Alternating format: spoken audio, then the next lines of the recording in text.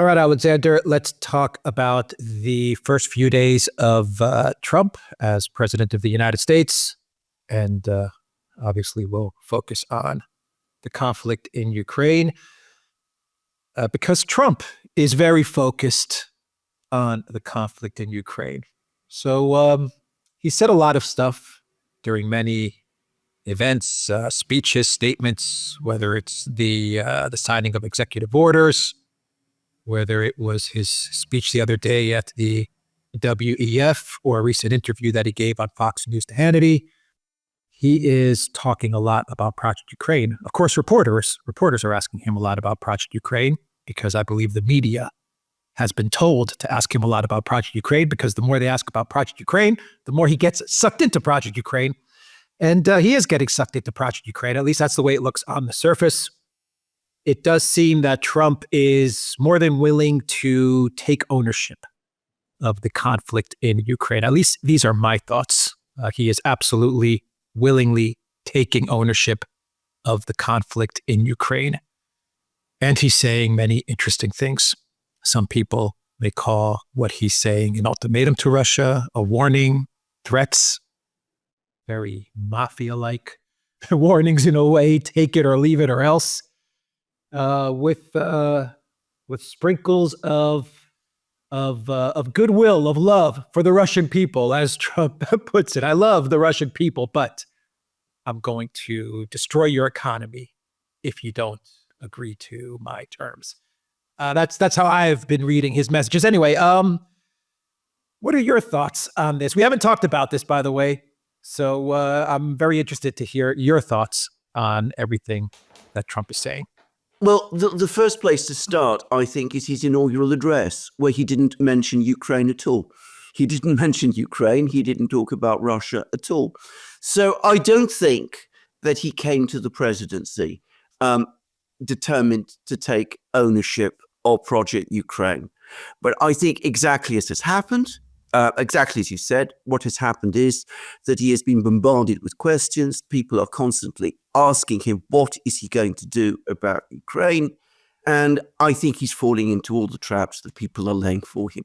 That he's saying that, he wants to do a deal.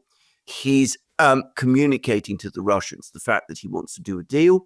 He's telling Zelensky, you have agreed to do a deal. You're going to do a deal. I mean, you talked about the fact that he's taking a rather godfatherish approach to the Russians. He's doing the same, in effect, with Zelensky. He's saying that Zelensky's ready to do a deal. Nothing Zelensky has said up to now is consistent with this. I mean, Zelensky's getting annoyed and angry and all kinds of things of that kind. He sometimes talks about a diplomatic settlement, but he's never actually said that he wants to do a deal with Putin. And of course, his decree, which prohibits him from negotiating with Putin, remains in effect. And Zelensky's own foreign minister recently reiterated that it stays in place. So, Trump is just saying these things. And he then made what I thought was a remarkably ill-judged post on Truth Social. A classic example, by the way, of Trump, I think, doing the art of the deal type thing, gumming all guns blazing, lots of bombastic threats and things of that kind. We want to do a deal. You want to do a deal. I really love you. You're great people and all of that. But if you don't do a deal on my terms, then we will blast you to pieces. Now, that might work in the commercial world that Trump is familiar with. It absolutely does not work with the Russian Federation. In fact, what Trump is communicating to the Russians at the moment is two things. It's a number of things. Firstly, he is taking ownership of Project Ukraine, exactly as you said. He may not have had that intention. His inaugural address suggested that he did not, but he is now inexorably being drawn into the trap that Steve Bannon, by the way, amongst others, us included, warned him against. Okay, so that's the first thing to say. So the Russians will see that. The Russians are also going to see something else, that Donald Trump is very anxious to do a deal. Now, notice that all of these demands to do a deal, to make peace, to do all of that kind of thing, are being addressed by Trump to Putin, not by Putin to Trump. Now, already that puts you, if you're talking about negotiations, about bargaining, that suggests that you're actually in a weaker position than the one you want to convey, because it looks as if it's you who need the deal more than the Russians do. I'm not saying that's really the case. I'm saying that that's quite plausibly how the Russians will see it. And they also look at the various comments that Trump is making, which are all over the place, by the way. He talks about Ukraine being the killing fields, about which he's absolutely right.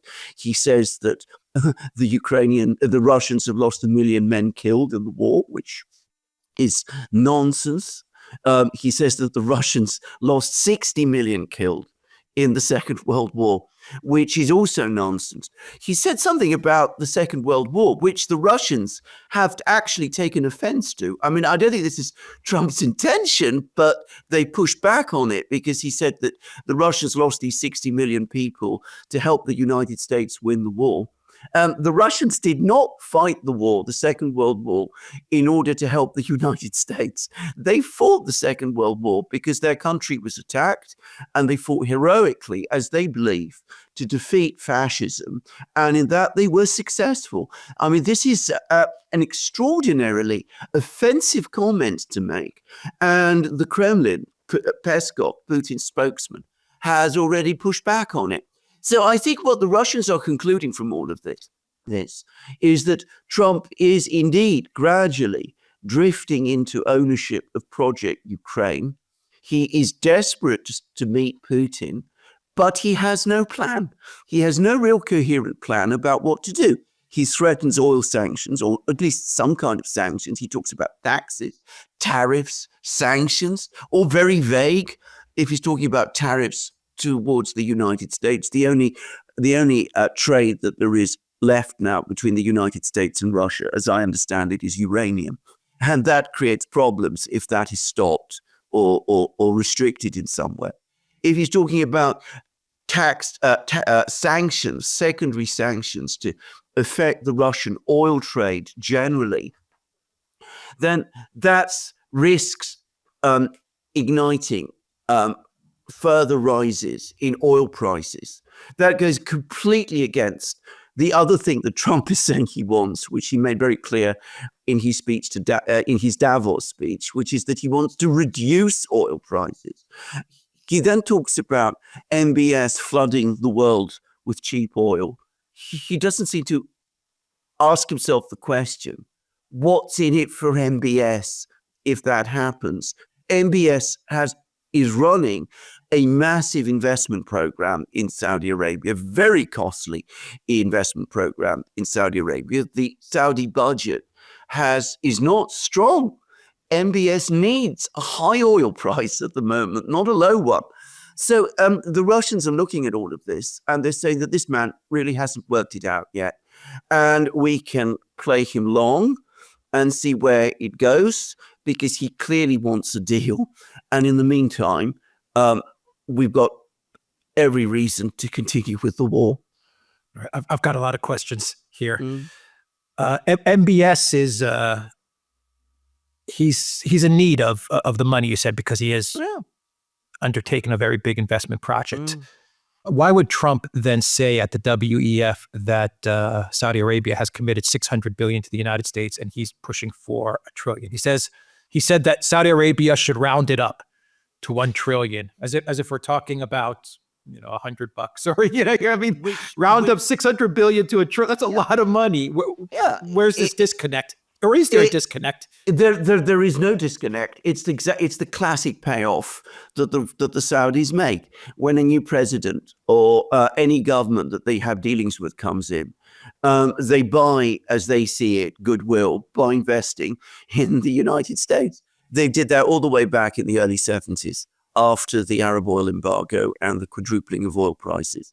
They agreed to buy dollars. If you remember, that they had payments in dollars.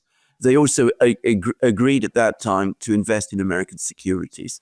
They want to do the same. Now, if the Saudis are really going to invest $1 trillion in the US economy, as Trump wants, and at the same time persist with their investment program in Saudi Arabia, then that points to MBS wanting a higher oil price, not a lower one. I was going to ask you, how could he do this with a lower oil price? He can't. Or I mean, maybe he can, but there would be stresses.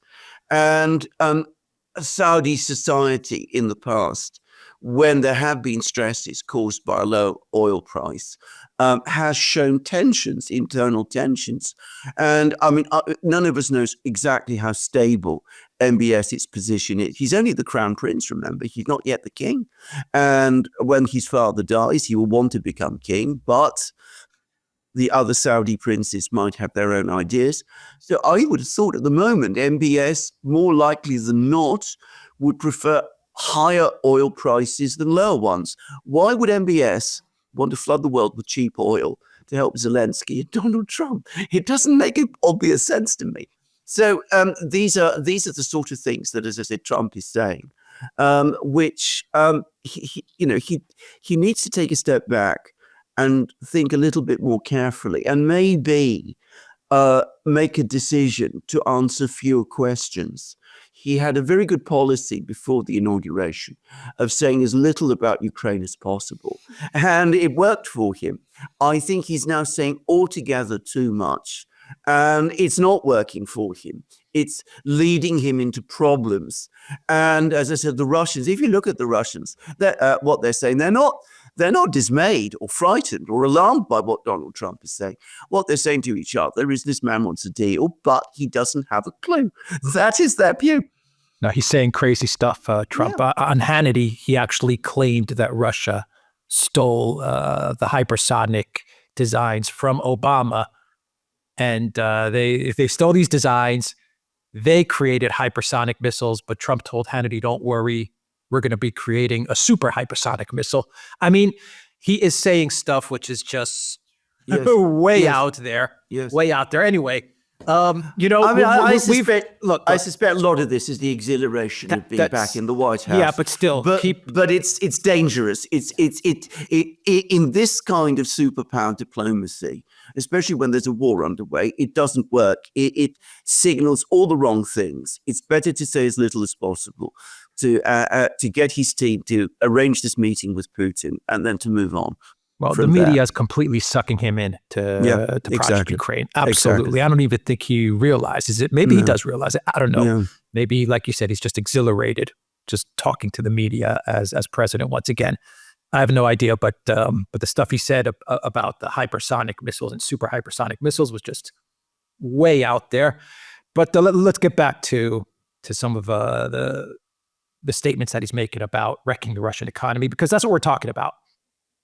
Trump is saying to the Russian people, I love you.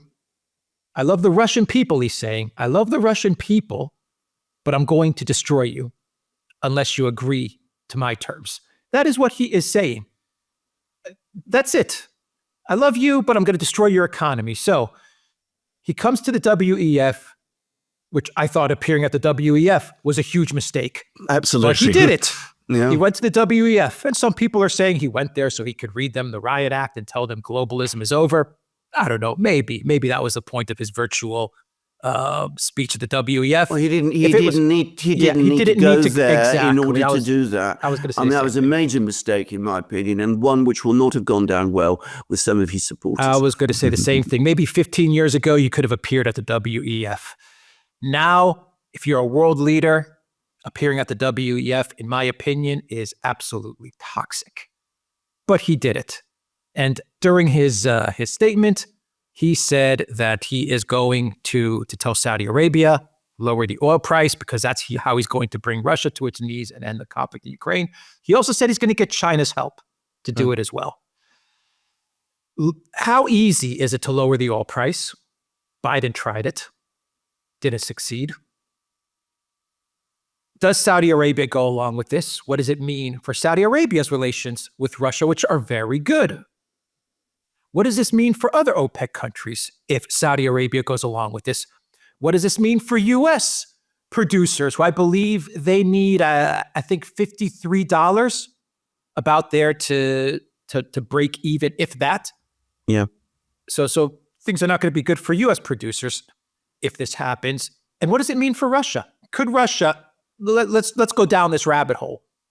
If all the stars aligned for Trump and Saudi Arabia said we'll flood the market, we'll lower the oil prices, OPEC says, okay, we'll do it as well. Not OPEC plus, but OPEC says, okay, we'll also go along with you to destroy Russia, because that's the reason they're going to do this. MBS is going to flood the market.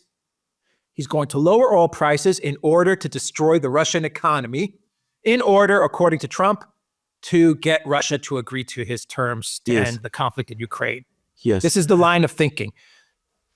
Let's go down this line of thinking. Once you talk about everything else, I want you to explain, if this does happen, what does this mean for Russia? I think the first thing to say about oil prices and the Saudis is that, as far as the Saudis are concerned, the people who decide oil prices are the Saudis, not the United States, not Donald Trump, not the White House.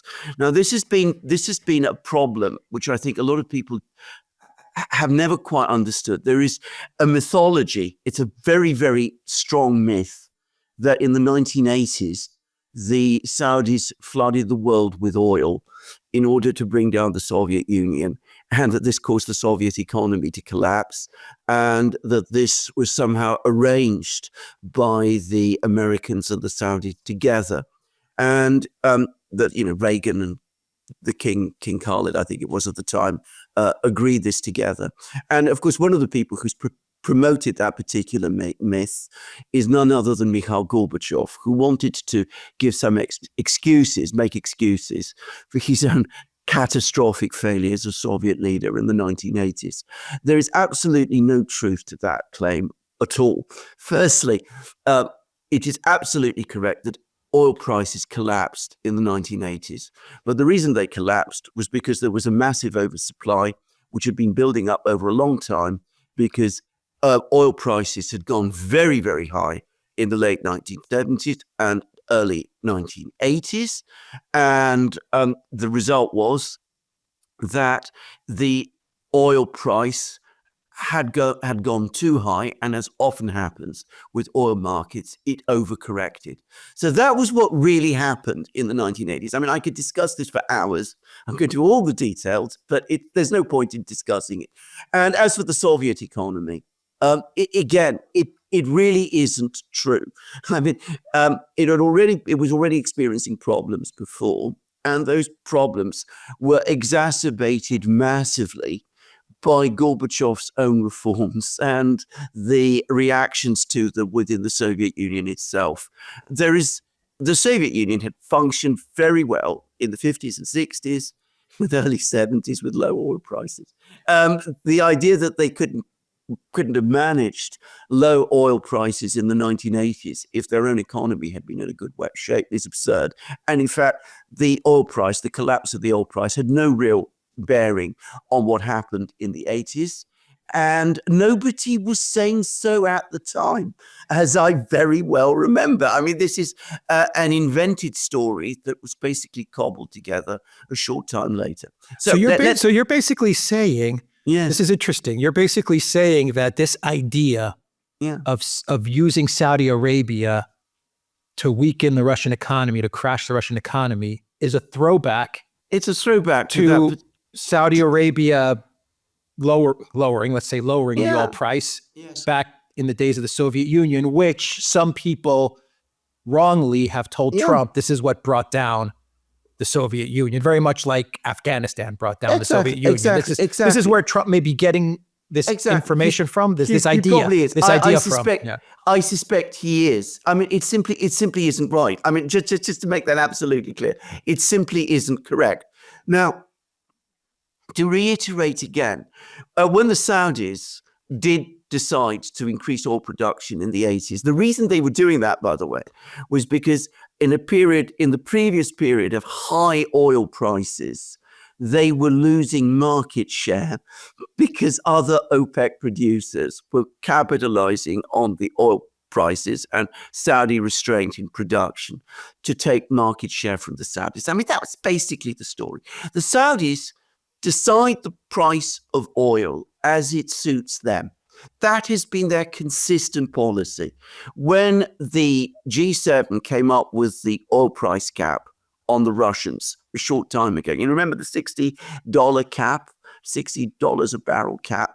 The Saudis were furious about it, and they said, "This is not your business. You do not interfere in the oil price in the oil price in that way. That's our business. It's not yours."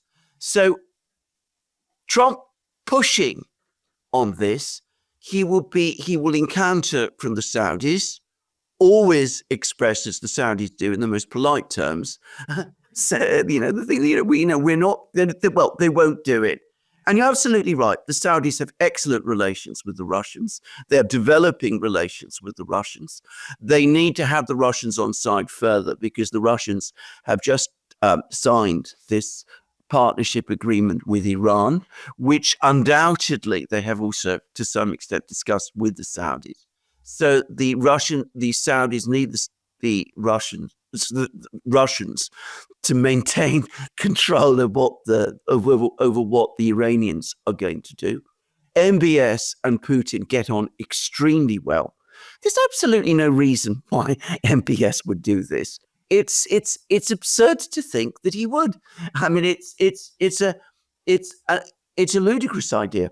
Now, let us suppose all that goes out of the window, and that MBS decides that he's going to go completely crackers, reverse the whole policy that Saudi Arabia has always followed, dismay all the other Saudi princes who, remember that they all need higher oil prices, because they do well from it themselves. I mean, their own fortunes are tied to this. Put it at risk the internal stability of Saudi Arabia and of his own position as the future king of Saudi Arabia. But let's assume that he does this, and let's assume that oil prices crash. Oil prices have crashed several times in the last couple of years. I mean, they crashed in the summer of 2014, when the Saudis again flooded the world with oil. This time, by the way, because they wanted to knock out the shale producers in the United States. I mean, that was what they were trying to do. And by the way, they failed, and it put them under enormous stress. But certainly the oil price collapsed then, and it continued to fall up to 2016. Russia adjusted, because it is a huge economy, a very diversified economy. Its oil industry accounts for perhaps 8 to 10% of its GDP, energy industry. It will always find markets for its oil and gas. Oil and gas is produced very cheaply in Russia, as it is in Saudi Arabia. The Russians can always sell their oil at a profit, and beyond that, they will adjust, as they have consistently done, to any movement in the oil price by lowering the value of the ruble. Now, this is something, again, which people just don't understand. If the ruble falls to 140 or 150 rubles to the dollar, it benefits the Russians, because it means that they get a higher price for their oil in rubles than they would if they kept the ruble at the current exchange rate. So they will absorb the shock. They did that in 2014. They did that again in 2016, when the oil price briefly fell to $25 a barrel. The people who cannot sustain for any long period of time low oil prices are the Saudis. The moment MBS and his father took over, they reversed the policy of the previous king and his ministers of flooding the world with cheap oil, because of the strains it was causing on the Saudi economy. In the event, the shale producers in the United States were able to survive. It was the Saudis who couldn't take the strain. Well explained. Got it. What else could Trump tax or tariff or sanction, as he says. Well, When it comes to Russia or secondary sanctions, India, China, yeah. anything there? Well, here we come to other problems, because yes, he can start imposing more secondary sanctions on the trade in Russian oil. Now, I come back to what I said. Bear in mind that if MBS isn't flooding the world with oil, that's going to have an effect of increasing oil prices, which is the opposite of what Trump wants to achieve, as he's now made clear. But let's say that he goes down that route. Nonetheless, the trade will continue, because, as we've discussed in program after program after program, where there is a demand and a supply, the trade will continue. The Russians have the oil. Countries like India and China want to buy it.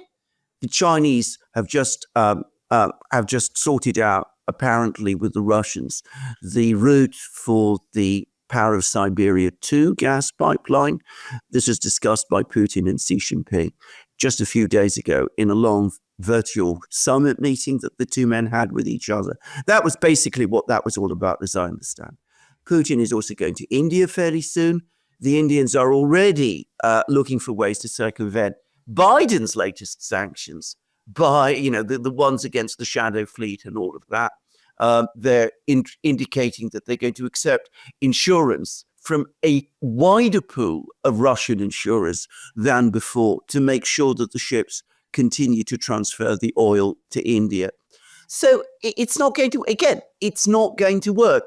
If by now people haven't understood, after 3 years of Biden trying sanctions, that sanctions on Russia are not going to collapse the Russian economy, then I really don't know when the penny's going to finally drop. Eventually, presumably, it will. But Putin has had a meeting with his economic people. Just a few days ago, they were looking at the situation in the economy last year. Despite all of the sanctions, the Russian economy appears to have grown by just under 4%, and it posted a budget deficit of 1.7% of GDP, which is, well within control. And budgetary receipts in December were apparently the highest they have ever been, partly because the non-energy sector of the economy in Russia is booming and is paying more and more in taxes.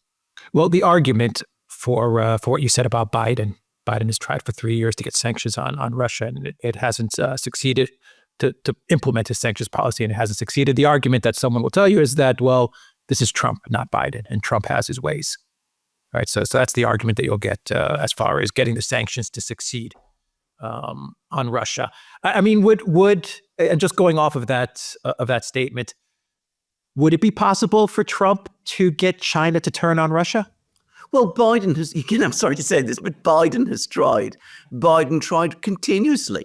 I mean, there was meetings between Jake Sullivan and Wang Yi, in which Sullivan was constantly trying to get the Chinese to put pressure on the Russians. And Tony Blinken used to go to Beijing also and insist on doing the same thing. Now, again, why would the Chinese do that? Why would the Chinese turn on their Russian friends in the way that Donald Trump wants, when they are so anxious, as has become increasingly clear, to develop their own relationship? I mean, if the Chinese were offered some kind of major deal by the US over perhaps Taiwan, they might think about it, but even then, I have to say, I think it's extremely unlikely. I mean, at the moment, as far as I can see, Trump wants them to do that and is offering them nothing. Yeah. All right, let's do one final question, because I'm still trying to figure out if Trump actually does have a plan for Project Ukraine, or if he's just kind of winging it.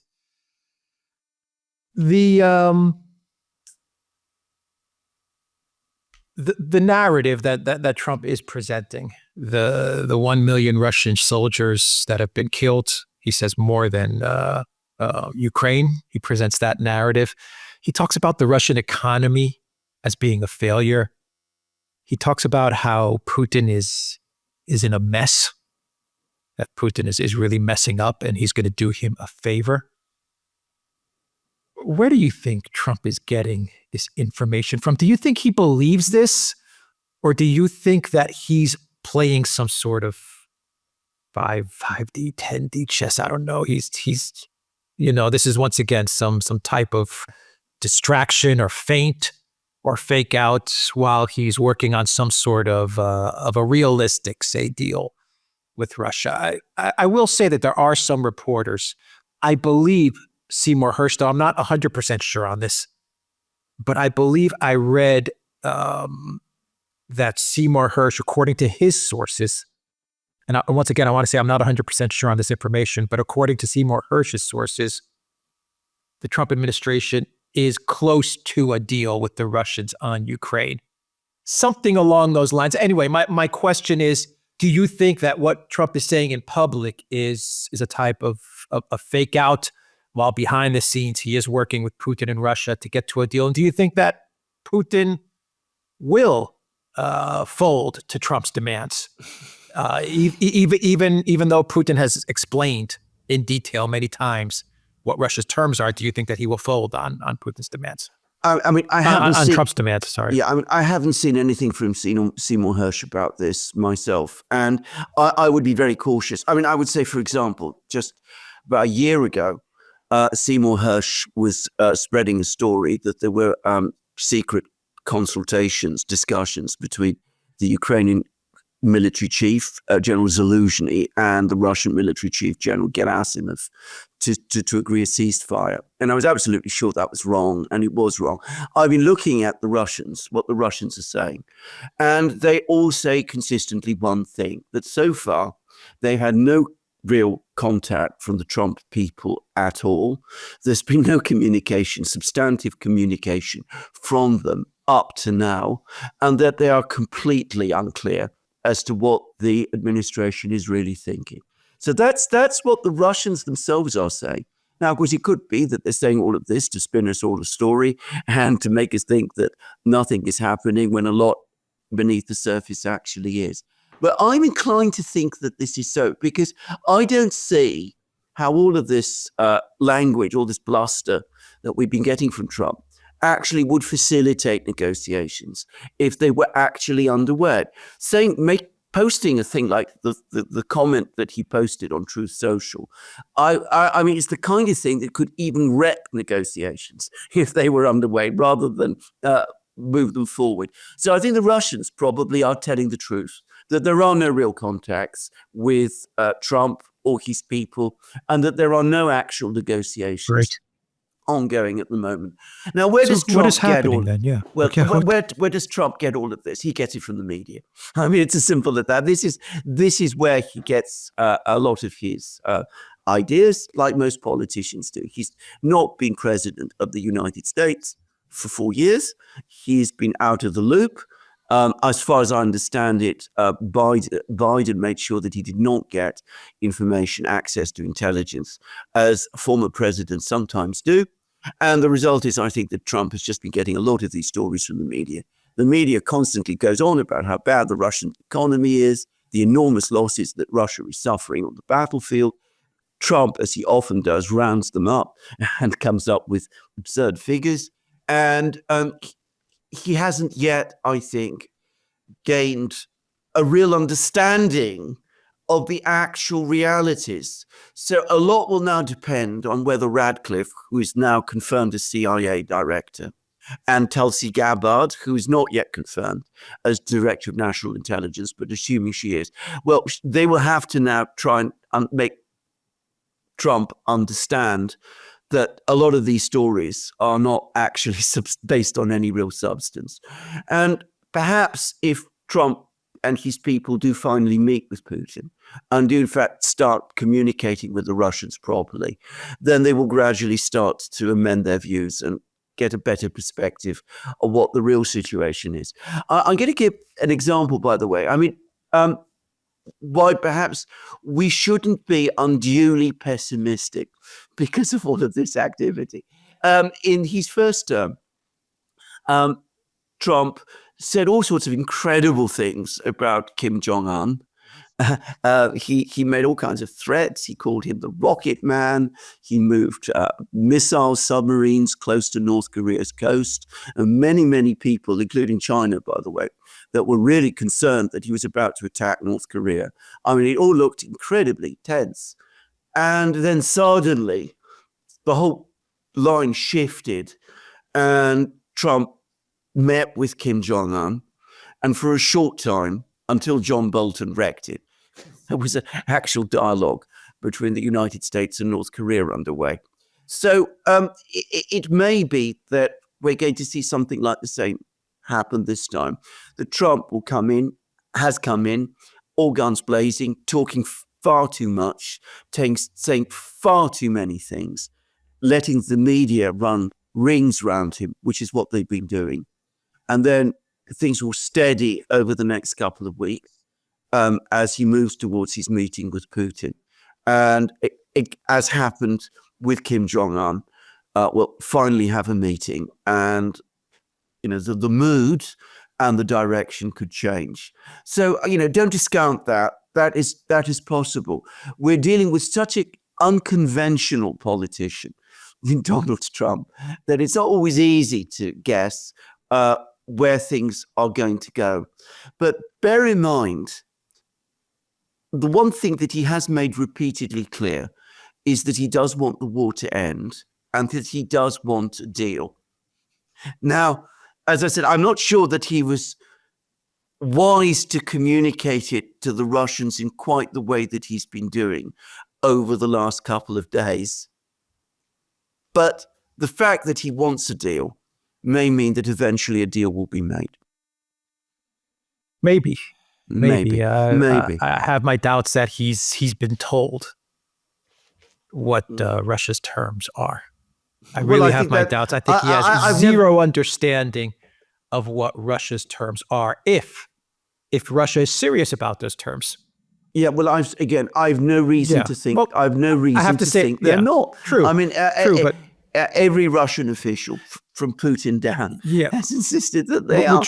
Okay, so they're serious about their. Yeah. I agree with you. Russia is serious about their terms. The question always comes back, at least in my mind, my analysis: has Trump actually been told, Mr. President or President-elect, this is what Russia is asking for. These are their terms. This is what they want to start out negotiations with. This is how they're going to start out negotiations. Has he been told this? Does he understand this? Because he still seems to be operating from the mindset of ceasefire. He operates from the standpoint of Russia is being crushed. It's being crushed by sanctions. It's being crushed in this conflict. It's weak. It's getting weaker. He seems to be operating from that reality. And if he goes into negotiations with that reality and Russia's serious about their terms, he's in for a very rude awakening. Absolutely. And I just want to say, once again, we've been saying on the Duran probably for 6 months, the easiest path that Trump could have taken was to just say, this is Biden's war. I'll try to fix it, but if I can't fix it, I'm out. Exactly. But obviously he didn't choose that path. No, exactly. Well, this is the trap he's walking into. Can I just say simply this? I remember when Putin made his speech in June of last year, setting out the terms. I remember that Trump at that time said they were unacceptable, but he's never gone back to them, and he never discussed them in any kind of detail. I don't think he's ever really addressed those terms or thought about them or looked at what they mean. And of course, he said that during the election. In recent weeks, he said absolutely nothing about the terms that Putin has set out or which the Russians are arguing for. So I don't think he understands that not only are these the Russians' proposals, but that they mean them in deadly earnest. And I'm going to say something else, precisely because I think he thinks that the Russians are in a much weaker position than they really are. I think he also doesn't understand that the war is going very, very badly wrong for Ukraine, and that the time window to do a deal is actually very small, and that if a deal isn't done in that time, Ukraine will collapse. And I think that is a real possibility now. So I think that is, again, something that Trump, for the moment, doesn't understand. It'll be the job of Tulsi Gabbard and of Radcliffe and of Putin and Lavrov and all of those to educate him otherwise. Very quick. Biden, Blinken, Sullivan, they've washed their hands of Ukraine. They're out. It's all on Trump. Your thoughts? It's all on Trump now. I mean, this is the trouble. This is the point that we've made, and which Steve Bannon has made. Vietnam started as Lyndon Johnson's war. Nixon came in saying he would end it and got involved in negotiations, and also tried, by the way, to do all kinds of things that would gain him leverage over the North Vietnamese, expand the war into Cambodia, intensified bombing, do all kinds of things of that kind. And in the end, he came to own the war, and it had as bad an effect on his presidency in some ways as it did on Johnson. And I don't think Trump has fallen so completely into this same trap that he can't find a way out. But he is slipping into this trap also. And it's a shame in some ways that Bannon isn't his chief strategist anymore, because Bannon seems to have a much better idea of what's going on in Ukraine than Trump himself does. All right. We'll end the video there. TheDuran.locals.com. We are on Rumble, Odyssey, BitChute, Telegram, Rockfin, and X. And go to the Duran shop, pick up some merch like what we are wearing in this video update. The link is in the description box down below. Take care.